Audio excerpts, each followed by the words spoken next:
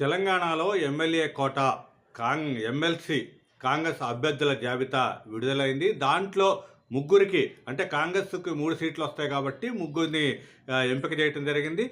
అద్దంకి దయాకర్ అందరికీ ఊహించినట్లుగానే అద్దంకి దయాకర్కి అయితే కాంగ్రెస్ సీనియర్ నేత మొత్తం ఇప్పటిదాకా కూడా అంటే 20 ఏళ్ల పాటు కాంగ్రెస్కి ఇచ్చి ఎప్పుడు కూడా అవకాశాలు కోల్పోతున్న అద్దంకి దయాకర్కి అయితే సీటు కేటాయించడం జరిగింది.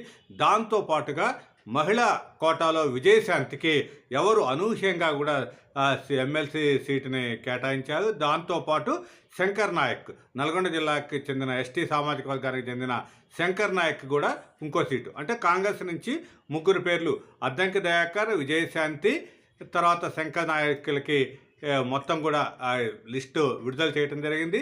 ఏఐసిసి సెక్రటరీ వేణుగోపాల్ పేరు మీద ఈ లిస్ట్ అయితే రావటం జరిగింది. అయితే దీంట్లో అద్దంకి దయాకర్ పేరు అంతా ఉంటుందని ఎప్పటి నుంచో కొన్ని రోజుల ముందుగానే అందరూ ఊహించారు. అయితే విజయశాంతి, శంకర్ నాయకుల పేర్లు మాత్రం అనూహ్యంగా తెర మీదకి వచ్చాయి. 4 రోజుల క్రితం నుంచి విజయశాంతి ఢిల్లీలో వెళ్ళి అధిష్టానం కోటాలో అయితే టికెట్ తెచ్చుకున్నారు. ఇంతకుముందు కాంగ్రెస్ వ్యవహారాల ఇన్ఛార్జిగా ఉన్న ఠాక్రే ఇచ్చిన హామీ మేరకు అధిష్టానం కోటాలో విజయశాంతికి సీట్ ఇవ్వటం జరిగింది. అదేవిధంగా ఇక్కడ 2 రోజుల క్రితం సీఎం రేవంత్ రెడ్డి జానారెడ్డితో సమావేశమైన సందర్భంలో ఈ శంకర్ నాయక్ పేరు వచ్చిందని అయితే చెప్తున్నారు. ఏదేమైనా కూడా ఎస్టీ కోటాలో శంకర్ నాయక్ అయితే అవకాశం జరిగింది.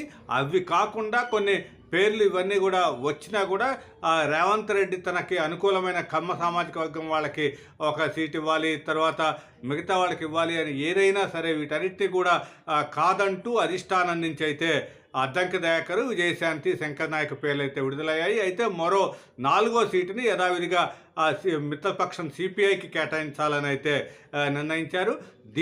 దీంతో ఇప్పుడు ఈ మొత్తం కూడా ఎమ్మెల్సీ ఎన్నికలు అంటే ఎమ్మెల్యే కోట ఎమ్మెల్సీ ఎన్నికలలో ఒక స్పష్టత అయితే వచ్చేసింది. దాంట్లో ఇక్కడ విజయశాంతి పేరు రావటం అయితే హైలైట్గా ఉంది.